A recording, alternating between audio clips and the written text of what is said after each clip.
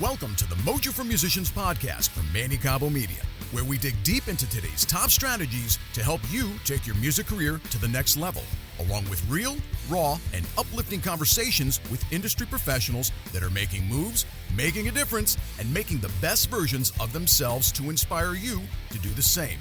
And for all of our Mojo Maniacs out there, don't forget to subscribe to this podcast on your favorite podcast app so you don't miss any future episodes. And if you like what you hear, please be sure to give us a positive review on your favorite listening platform. Support for the Mojo for Musicians podcast comes from Stedman, tools for the studio and beyond, because your voice deserves to be heard. Sennheiser, inspired by music. And Cranium, scientifically designed products for bald, shaved, and buzzed heads. So get your head in the game and own your dome. And now, here's your host, Manny Cabo. All right, Mojo Maniacs, welcome back to another episode of Mojo for Musicians, the source of inspiration for my beautiful ecosystem of artists around the world. And as always, I got to thank my sponsors at Sennheiser and Westone Audio, Stedman, Rockwell Watches, thank you. And above all, you guys out there listening and downloading and rating this podcast, and of course, keeping it in the top 1% best music interview podcast in the world. And I have to say, guys, I am so excited for my guest today, especially now. We were talking behind the scenes.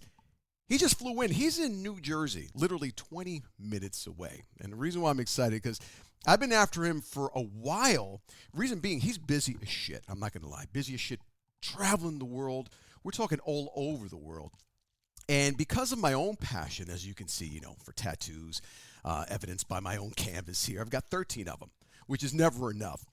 But I have to tell you, as soon as I saw this guy's work, I said to myself, this guy's untouchable. In my personal opinion, I've met thousands of tattoo artists across the country, but this guy is on a totally different level. I mean, from the dexterity to the shading to the depth, the realism, you name it.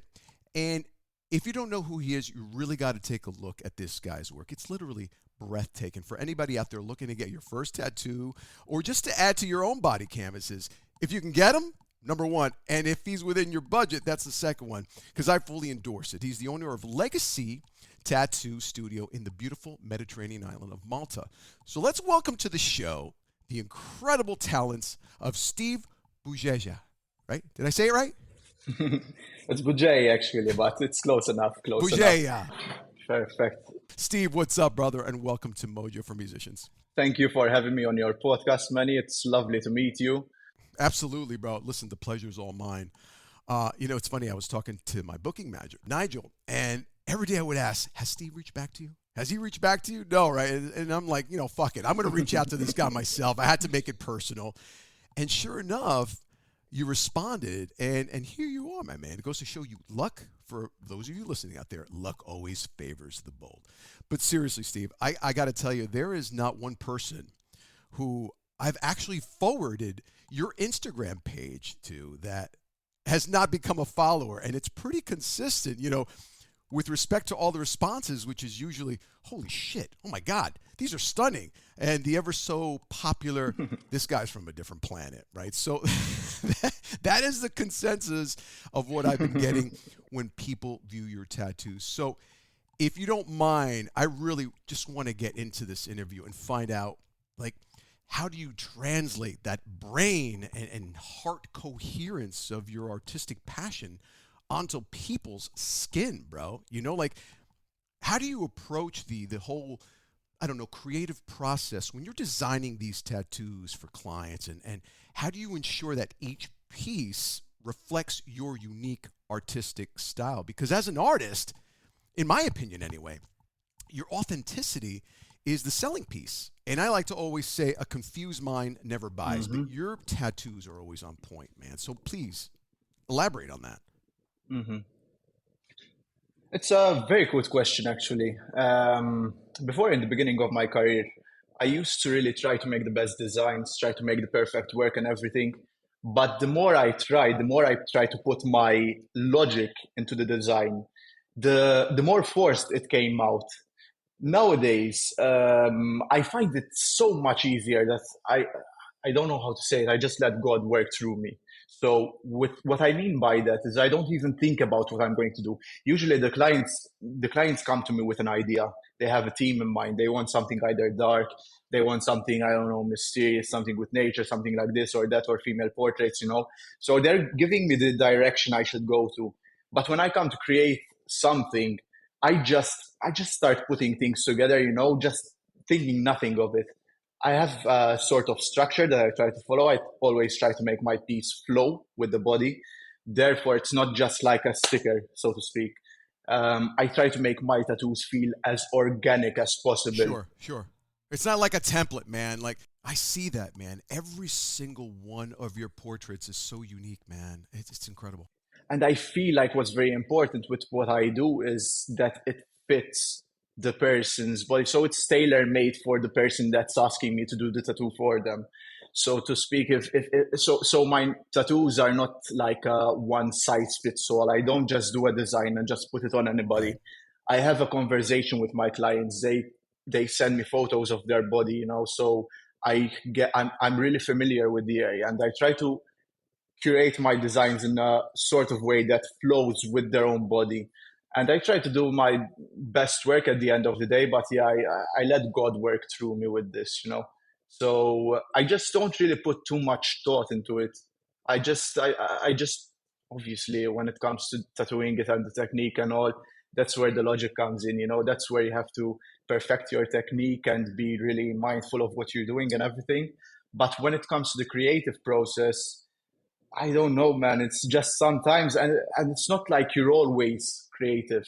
It's not like you're always creative. Sometimes you get that block. You're like, oh shit, what am I going to do? Yeah. Well, listen. Steven Spielberg, till this day, before he gets on the set of his new movie, he's like, "Holy shit, I'm scared to death. I don't know what the hell I'm doing. Like, I really don't know." And, Yes. and it's funny, right? You get it, right? You and I get it. Elite performers like that. And it's funny you should say that because this is going to be my third book, by the way. I'm writing something that has to do with this empty space that we come from. And you're saying that there's this type of divine intervention that flows through you. So the way I describe it, and you can tell me if I'm wrong, but in my personal opinion, it's like when you take a Michelangelo painting, right, or a Van Gogh. You create this masterpiece, right? Now, given the countless hours that you have perfected your craft, the years and hours and cursing and wasted paint and this and that, broken needles, you've already done the work. So the only way that it makes sense to me that before you start a new piece, you have to clear your mind, forget about everything, right? And feel this brand new space, this brand new flow of energy, and you have to go with it. That's the way I feel before every performance. You're only as good as your last performance anyway. So that last one I did last night, that's over. Tonight it's a new crowd, it's a new That's venue, true. it's a new experience, right? Do you agree with me? I agree with you 100%. I agree with you So 100%. it's incredible. It's incredible that you say that. Definitely, definitely. And I feel like when I have pressure put on me, so basically, like if I have a lot of time, I'm not going to do anything. I don't know why. Right. I'm just wired like that. When it comes to the time for the piece to become creative, sometimes the extra pressure actually helps me to become more creative. Yeah. It actually puts me more in the zone. I'm right there with you. I don't know why. I'm just wired like that.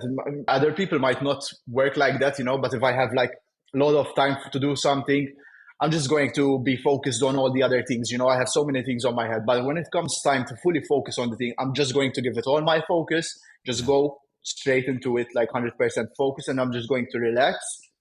This is what I'm doing right now. This is what I'm doing, and I'm doing a good job. So yeah, that's kind of how I approach it. I don't really have like a way that I actually approach it. I do have a Yeah. structure of things that I would put in place in order to get things like I said, like the flow. There's lighting, there's this and that to make a tattoo look good. There's that Sure. structure that I have built inside my head. But at the same time, with the creativity, I'm never really knowing what's going to come. So it's Now let me stop you. How did you get that structure? that comes through time, my friend. Right. Of course. Yeah. I mean, that's the countless hours. Yeah, I have been tattooing for about 7 8 years now, I guess, and yeah, closer to 8 years, I guess. And by time you learn what works and what doesn't. it seems that you've been tattooing for 50 years, man. I don't know. It's your tattoos, and I'm not blowing smoke up your ass, bro. Like, I look at your tattoos, they're so in depth. It's like I have a real person looking back in the mirror. And that is something that it's intrinsic to the actual artist. You know, I give credit where credit is due. And believe me, I know that you spend countless hours. And the thing is, you can't spend countless hours making mistakes on bodies, you know, on arms and be like, oops, I'm sorry, I'll erase it. So I'm sure, you know, out of the office and in those dark hours when nobody's watching you, that's when the magic happens, when you really immerse yourself in your craft.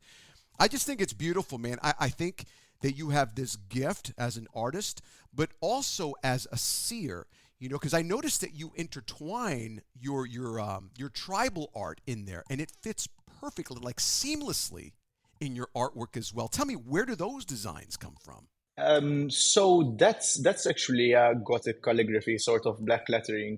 Yeah, And it's funny how I came up with that. I've always wanted to create something that speaks to me, you know, that is also quite unique to my artwork. it is. It really is. And as an artist, I think you would agree that the hardest thing to do when it becomes to finding yourself is to create your own image. Yeah. So I've always had that at the back of my mind, like creating my own image. And during COVID times, I thought of actually combining the traditional realism with calligraphy. So there are two different styles which are mixed together, and I created something which I think is quite unique, you know, and I think that really helped me grow to another level of success within my career.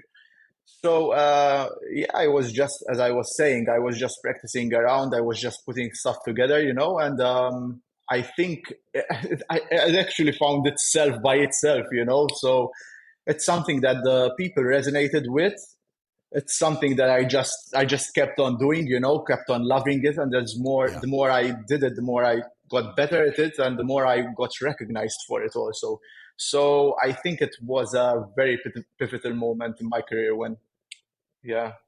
Well, that's what it is. I think the magic comes with the effort, right? I don't believe in inspiration. I never did, man. You know, I never believed in inspiration. I believe in hard work. I believe in the discipline. I believe in the consistency. And once you implement that consistency, something divine does happen, because then you start seeing things differently, and that only comes with practice and practice and practice. It's like the guy who's a basketball player who's throwing a free throw. Yeah, he's shot 1,000 free throws, and it's boring as all hell, but now he's in like this flow where he doesn't even have to think about it, and now Yes, he's thinking other ways, right, to flourish. So I get sir. it.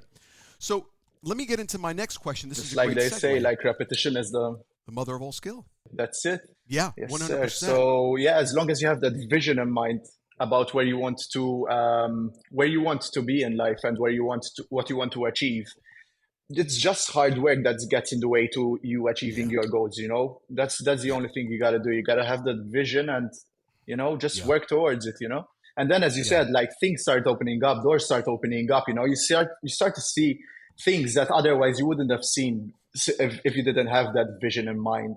So that's what's beautiful about it. That's why I love my work. That's why we as artists have passion about what we do. You know, yeah. I think it's something quite magical. Yeah.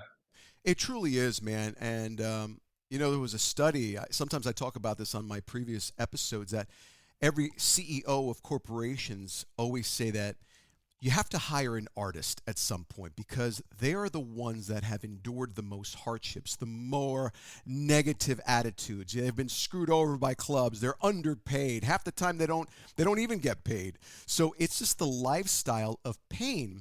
And I'm a firm believer. For me, I'm sorry, man. I tend to favor the darker side of songs, the darker side of art, because for me, nothing beautiful that I like anyway came from happy. It always came from a place of pain, man.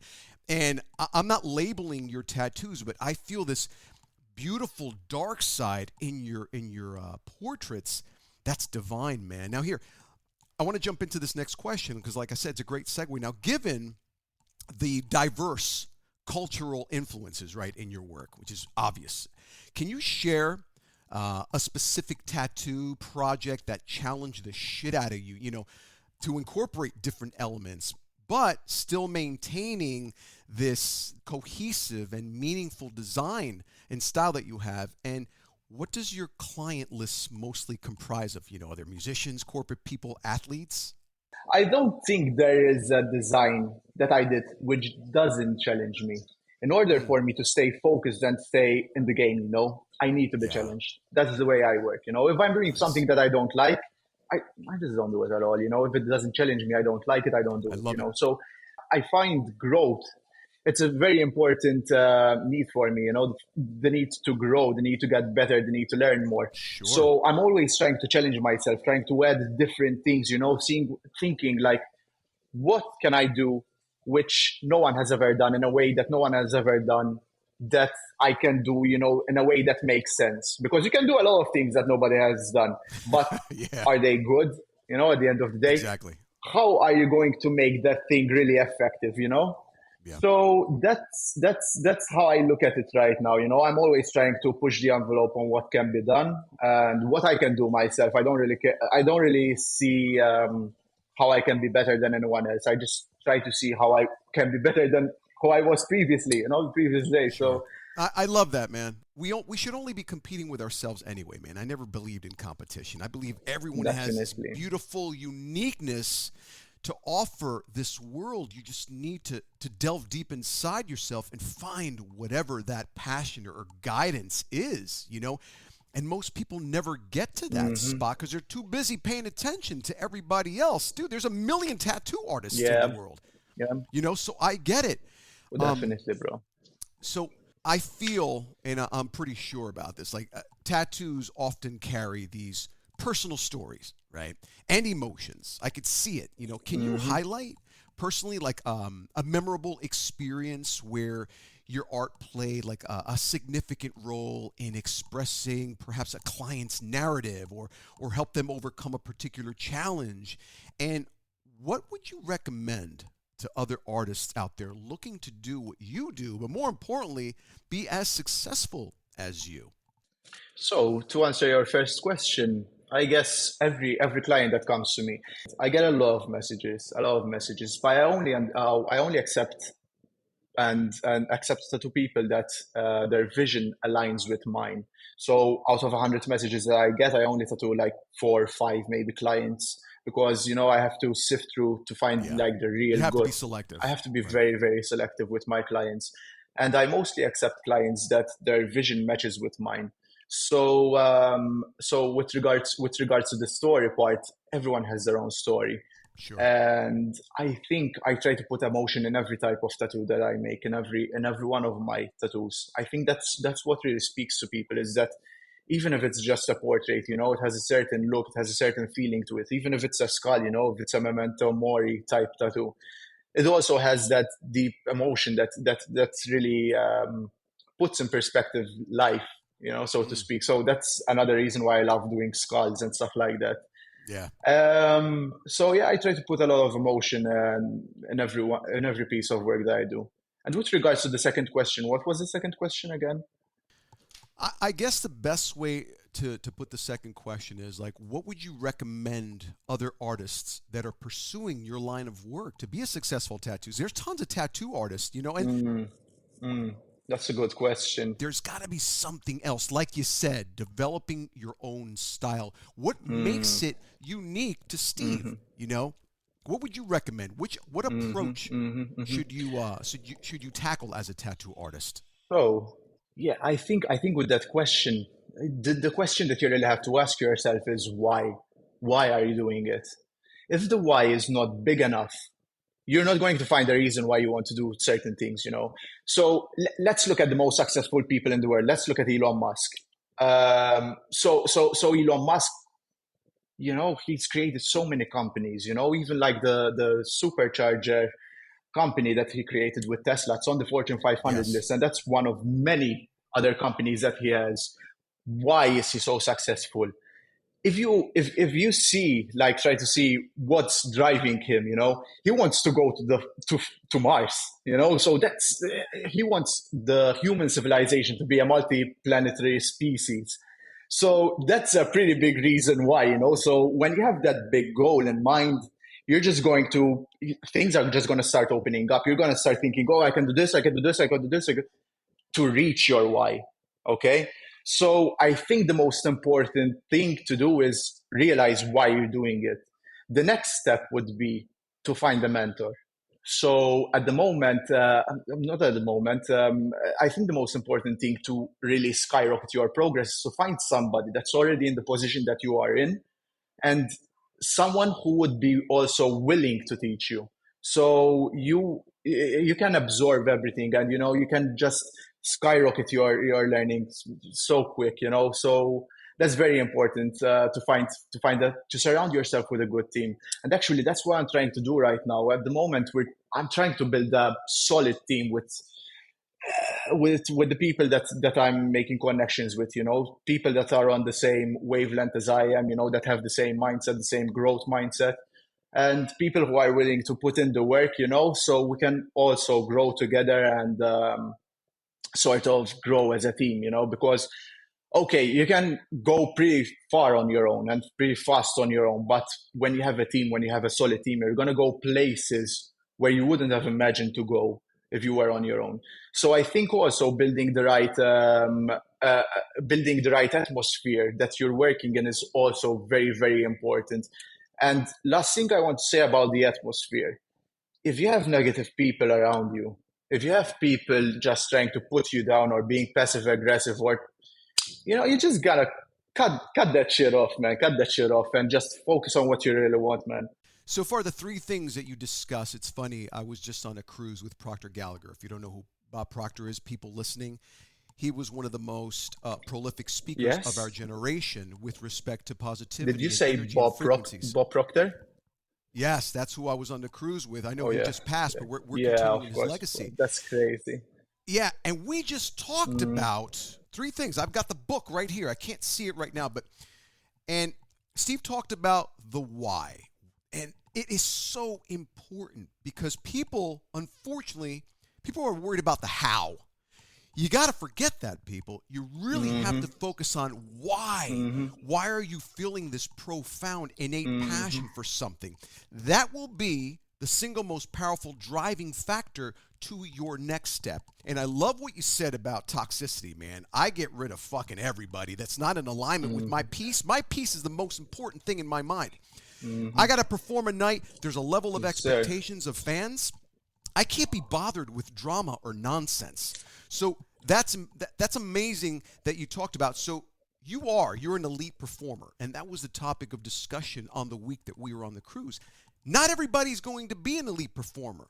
I'm not saying that you have no chance. What I'm saying is there's only a few Michael Jordans and Larry Birds and Steve-O tattoo artists, but you can be the best version of what you can bring to the table. And that's the important thing. Finding the why, Mm-hmm. understanding what it is you love about what you're doing, how to do it to the best of your potential. Dude, amazing answer, man. And I wouldn't expect anything less coming from you, evidenced by your archive of beautiful images.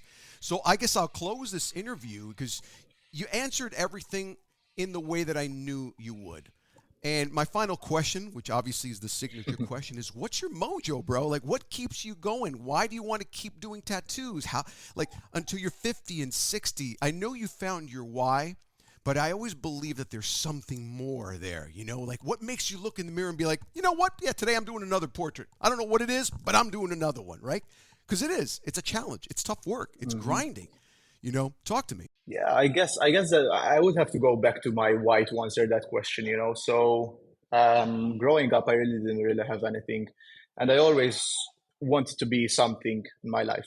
I really came Yeah. from a poor background. I had to struggle to get to where I am.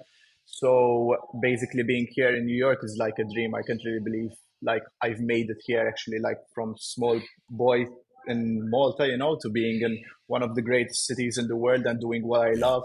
It's just amazing to be here, and I find a big motivation in helping people also. So another Nice. another reason why is I want to help my family. I want to help my mother.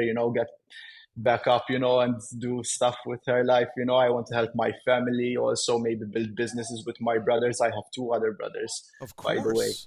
So yeah, I just want to grow with them, But first, I believe that I have to help myself in order to help other people. And That's at the correct. moment, That's I'm just correct. working on myself. So when time comes, I could, just tell them, listen, this is for you. I can help you with this. Let's start this together. As I said, more doors will start opening. But as long as you have that end goal in mind, that vision, yeah, Yeah. you just gotta keep moving towards that vision. And basically, as I said before, I also want to give back to my community. I also want anyone who speaks to me. I'm not really one of those gatekeepers. I'm ready to help everyone. Yeah. Um, if anyone has any questions, as much time as I can, I try to get back to them also. So I'm also trying to build that powerful team, And Yeah. since I'm here in New York at the moment, that's why I'm trying to find people. I'm trying to find people who are like-minded, who are Yeah. not like jealous or competitive, people who I can grow with, people who I can open businesses with, people who I can, just That's a tough one, man. That itself is a challenge. That's a challenge right there. Dude, But that's the I mean, hardest thing, bro. yeah, no That shit. is that's one of the big whys. I want Yep. I want to be riding in Lamborghinis with my friends. I don't want to be doing it all by my own. But the Yeah. dream is to just make it as big as possible. And take as much people as with me as possible. Right. So yeah, Right. that's what I'm focused on right now, man. I just try to create. As I said, I didn't come from the best life. I don't have the best background, but I'm trying to build on Yeah. a beautiful life for me and maybe even my Yeah. offsprings when time comes, so we'll take it Listen, step man. by step. I think for me tattooing is a vehicle that got me from there to here, and it's going to help me. It's opened so many doors already. I have so many projects lined up, it's 2024, it's a new year. I just got everything written down. I just want to start implementing stuff one after the other now. So yeah, the future is looking bright right now. And yeah, I'm also Attaboy. really thankful that you had me on this podcast. This was the first podcast that I've ever done. It Oh, dude, the first of many. was The lovely first of many. speaking to you, man. Yeah. Yeah, that's The awesome. first one, my man. I just appreciate you so much, man. I appreciate your work ethic. I appreciate your transparency. And listen, I almost didn't make it in this world. I've been an underdog since even before I was born, dude. I was an abortion waiting to happen. My doctor said, don't have this kid. And here I am, freaking decades Oh later, wow. doing what I love to do and inspiring. So I get it. And you know what, Steve-O? I'm a firm believer in life. Like attracts like. We already know that. It's just an energy and a frequency. So it's no question why you're with me and we're talking about the same ideologies. But I do realize that in life, we Definitely. have to go through the contrast in life to really see the clarity of what we truly want and who we truly want to become. And that's a tough pill to swallow for many, many people. You agree? I definitely agree. Actually, I thank God that He put me through what He put me in He put me through what He put me in the past, so that I get to really enjoy what I'm experiencing right now. I think it was all planned out, and I'm really grateful for everything that happened in my life, the good and the bad. So you just can't take the good without the bad. At the end of the day. 100%, man. Well, listen, I want to honor your time. I am beyond grateful that you shared your journeys, shared your style, shared your vision, your advice with my ecosystem of artists. Tell me and tell us how we can find you and what amazing things have you got going on right now that you want to share quickly. And if there's anything you want to advertise, I know you're building a team because you can't do it all by yourself. Finding the team is definitely an arduous task in itself. But somebody like you, man, you're going to attract the people that need to be in your corner. Dude, it would be killer for me to get a piece of artwork Sunday. I would be honored, but let's cross that bridge when we get here. Tell me and tell us how to find you. So basically, my Instagram handle is SteveOTAT number two. So you can find me on Instagram at SteveOTattoo. Yeah, that's basically my main outlet. So Yeah. yeah, if you need anything, you can just hit me up on there, and we'll get back to you. With regards to promotion or anything, I'll do the promotion when the time comes. But for now, it was lovely just chatting with you. Awesome. And yeah, basically that's what I want in life. I just want to build that solid team, and Yeah. yeah, that's what I'm really focused on right now. That's what I'm focused on right now. Well, I will definitely I'll keep my eyes and ears peeled for you, brother. I know tons of amazing artists. disciplined artists, focused artists. I don't deal with nonsense people. So if I send somebody your way, believe me, if anything, they're going to look at your work and be like, yeah, this guy's the real deal. So listen, man, much love to you. Thank you for your time. We got to do this again when you purchase your first Lamborghini. When you purchase your first Lamborghini, I want to be there to actually interview you. All right, brother? Listen, much love and peace. Live to inspire. Definitely, and thanks bro. for joining us today, man. Good luck with the rest of your career. I appreciate you, Manny. You as well. Thank you very much for having me, and have a good evening. Take care, man. Take care, brother. This has been a Mojo for Musicians podcast. If you're a musician, industry professional, or a voice with a powerful message and wanting to share your mojo and stories of success with our listeners, or simply share some feedback on today's episode, we'd love to hear from you. So send us an email at info@mannycabo.com. As always, much love and peace. Live to inspire. Thanks for listening.